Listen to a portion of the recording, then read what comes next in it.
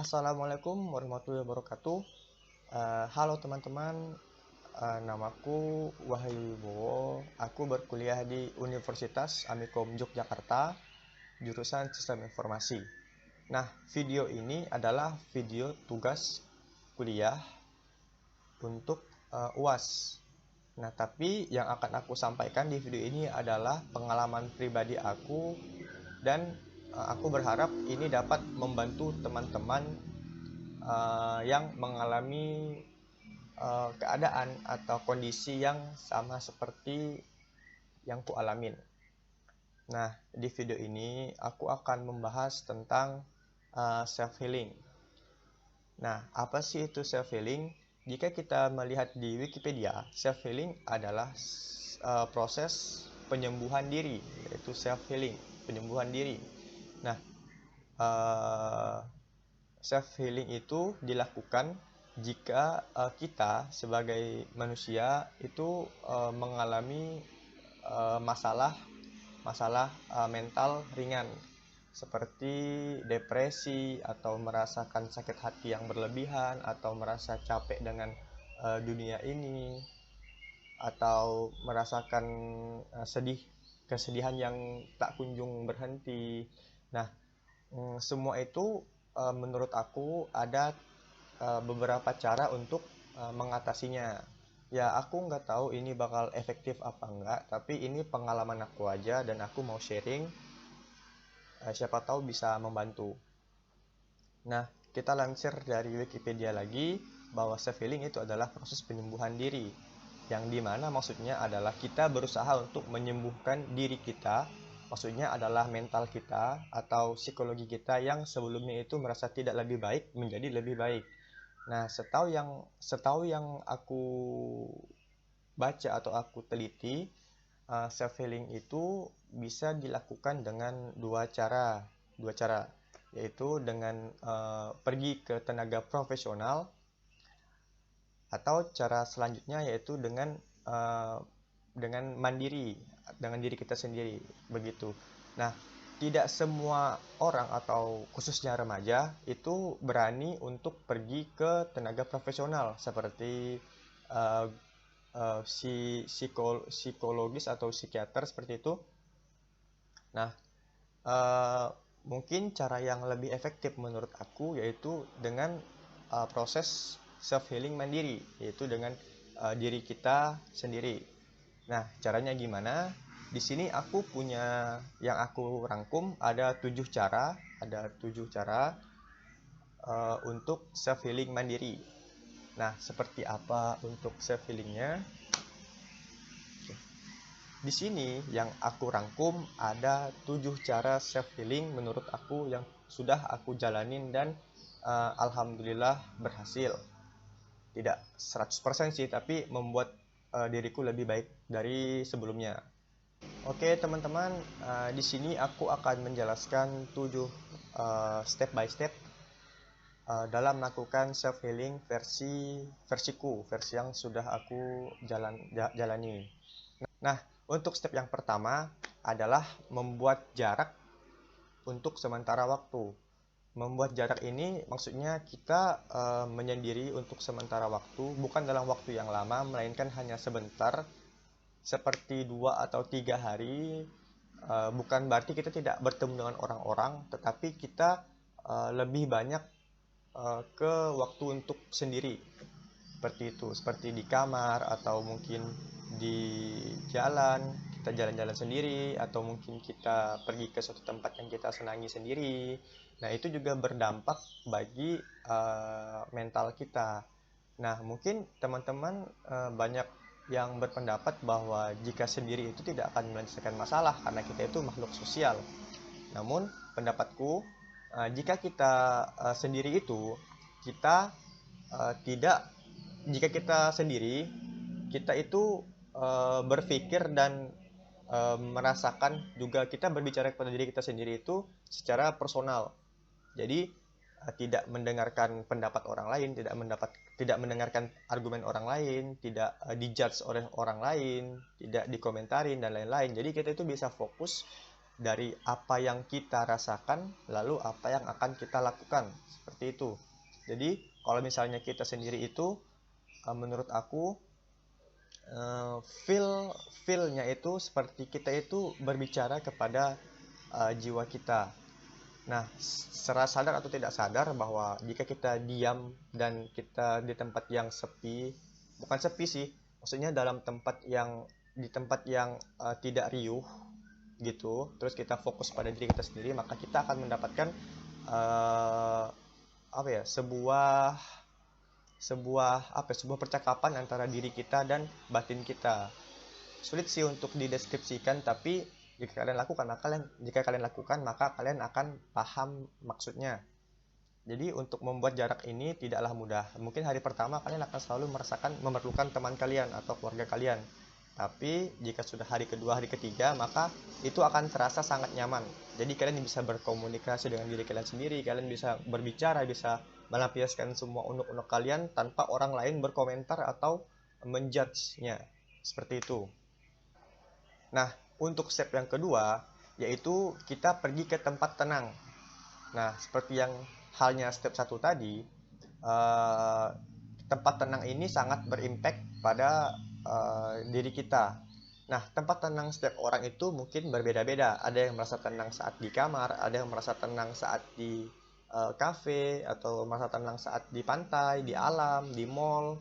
Nah, itu tinggal teman-teman menyesuaikan. Yang penting kita itu pergi ke tempat itu untuk menyegarkan pikiran kita, untuk rileks dan sesantai-santainya, tidak berargumen dengan orang lain, tidak memikirkan suatu hal yang di luar dari diri kita sendiri, dan benar-benar fokus ke diri kita. Jadi step pertama kita membuat jarak dengan orang lain untuk sementara waktu, dan yang kedua kita lanjut ke tempat tenang. Jadi kita di tempat tenang itu, sebenarnya saya kasih contoh, saya sangat senang jika pergi ke alam, ke pantai ataupun ke taman atau ke gunung, ke bukit. Nah, saya tetap bertemu orang lain, tapi saya tidak berfokus untuk berkomunikasi atau menjalin sebuah pembicaraan atau sebuah kontak fisik dengan orang tersebut. Saya di tempat yang punya atau terdapat orang juga, tapi tempatnya itu tenang seperti itu. Jadi saya bisa duduk di situ dan saya memikirkan kesalahan-kesalahan saya, terus saya berusaha untuk memakluminya, terus berbicara, berkomunikasi dengan diri saya sendiri. Nah, itu juga akan memberikan dampak yang baik menurut saya bagi mental kita, karena tidak semua kebersamaan itu memberikan dampak yang baik. Sepositif-positif apapun kebersamaan kita, seperti kita liburan bareng, refreshing, atau hangout bareng teman-teman, walaupun kegiatannya positif, tapi itu tidak menyeluruh akan berdampak positif juga bagi diri kita sendiri. Contohnya, saat kita habis hangout atau habis liburan terus pulang ke rumah itu, terus saat di situasi sendiri lagi itu kita seperti kayak habis senang-senang nih terus ngedrop lagi. Nah, itu juga menjadi sebuah isu yang sangat sangat familiar terjadi. Jika tempat tenang tadi dengan keadaan yang sendiri, maka kita akan lebih ke quality time untuk diri kita sendiri, seperti itu. Lanjut ke cara yang ketiga, yaitu me time.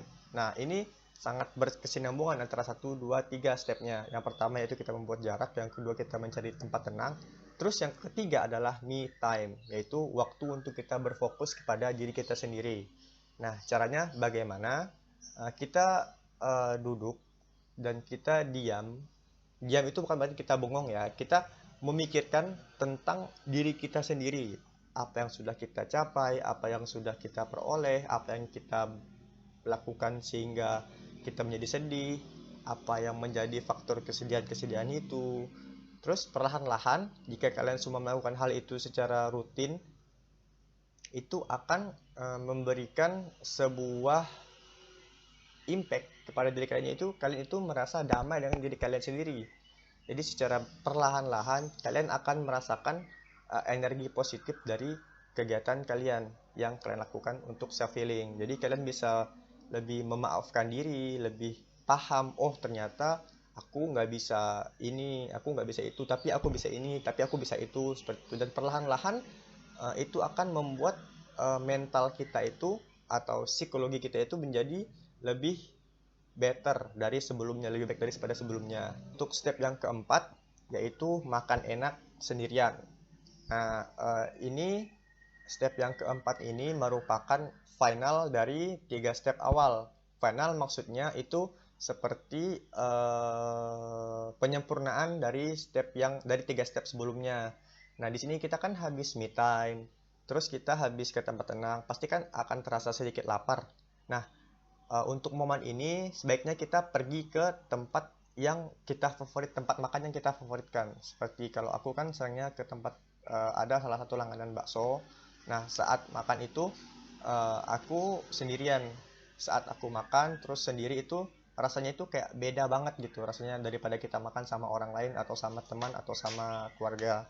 Jadi saat kita sendiri itu setiap suapan-suapan makanan yang kita masukkan ke mulut itu akan memiliki feeling. Nah, ini percaya atau tidak percaya, itu memang terjadi ke aku. Jadi setiap prosesi makan itu menjadi sangat-sangat nyaman.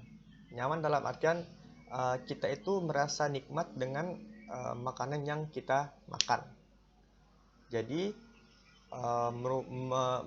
merupakan suatu ketenangan batin yang kita dapatkan dari proses makan sendirian tadi. Terus lanjut ke yang kelima. Step yang kelima adalah memaafkan diri sendiri. Nah, ini adalah proses yang menurut aku paling sulit karena tidak semua orang atau tidak semua individu itu dapat memaafkan dirinya dengan mudah. Nah, di sini aku berharap teman-teman semua dapat lebih melepaskan semua unek-uneknya di prosesi ini karena ini akan menjadi penentu self healing kalian itu berhasil atau tidak. Jadi kalian coba pikirkan kesalahan-kesalahan apa atau kegagalan-kegagalan apa yang kalian lakukan sehingga kalian itu merasa sangat menyesal telah melakukan hal itu, sangat-sangat menyesal dan akhirnya menjadi beban pikiran. Nah, itu kalau contoh dari aku kemarin, aku habis ngelakuin hal yang aku menyesal banget, terus aku diam di tempat yang sepi di kamar, terus aku berbicara dari hati ke hati ke diriku sendiri. Nah, di situ terasa sangat sedih, terasa sangat ingin menangis. Dan jika kalian telah merasakan itu, artinya kalian itu sedang berada di pertengahan prosesnya. Jadi kalian akan merasakan sakit dan akan merasakan sedih. Itu karena kalian berusaha mengeluarkan semua hal yang kalian pendam. Nah, jika kalian curhat atau memberikan atau menceritakan hal ini ke teman-teman kalian yang kalian biasa curhat, itu juga akan memberikan sebuah impact. Tapi impactnya tidak langsung ke diri sendiri karena itu merupakan argumen orang lain. Jadi tidak semudah itu untuk menerima argumen orang lain. Memang positif, tapi mungkin untuk mencocokkan antara argumennya dengan jati diri kita itu sangat sulit. Terus saat prosesi kalian akan merasakan sedih dan perlahan-lahan akan menangis. Lalu di situ kalian akan menemukan titik terang yang dimana bahwa kalian telah berhasil melepaskan semua kesalahan-kesalahan dari diri kalian sendiri. Kalian akan memaafkannya karena itu hal yang memang seharusnya kita lakukan. Jadi tidak berputar-putar di hal itu terus sehingga kita tidak akan bisa maju. Lalu lanjut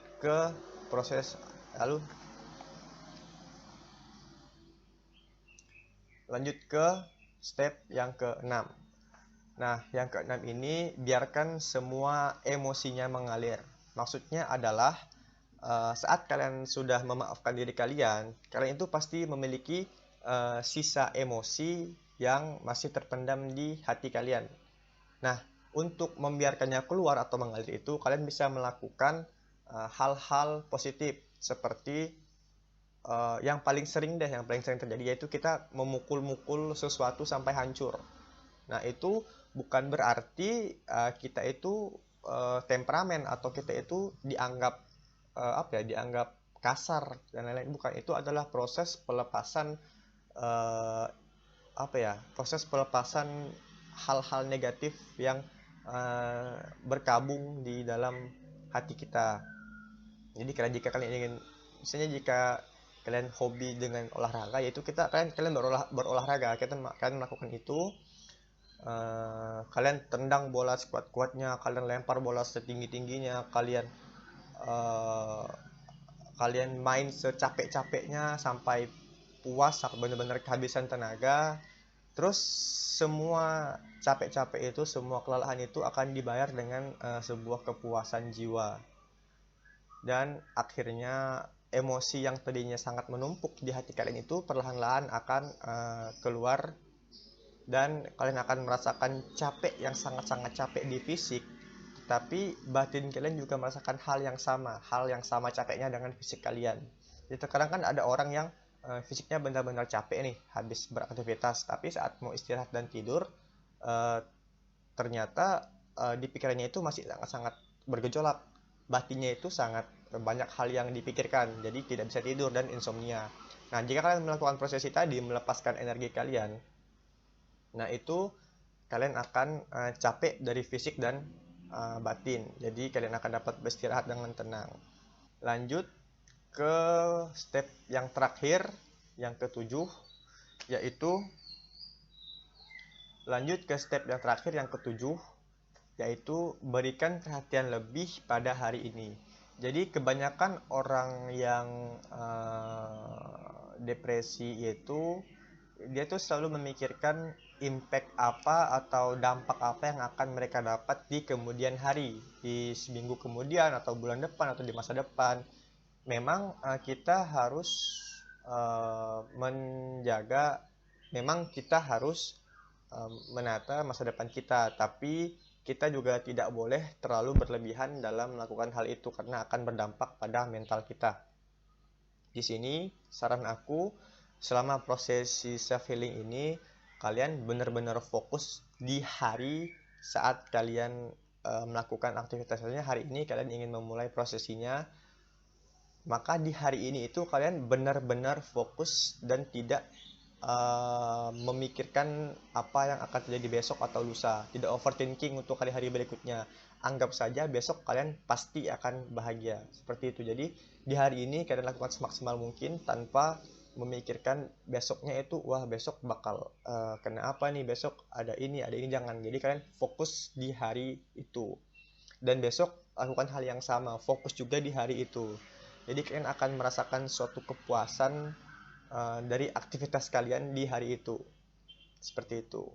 Jadi kesimpulannya, self healing ini akan berhasil jika kalian berkomitmen pada diri kalian sendiri bahwa kalian ingin menyembuhkan luka batin kalian agar kalian bisa melangkah maju. Tidak semua self healing ini akan berjalan dengan mulus karena ada banyak tantangan yang harus kalian lewati, seperti rasa jenuh, terus bosan, terus keinginan untuk bermain dan bertemu dengan orang lain, karena kesenangan bersama teman-teman itu untuk kesehatan batin kita itu sifatnya itu tidak selamanya akan berdampak panjang.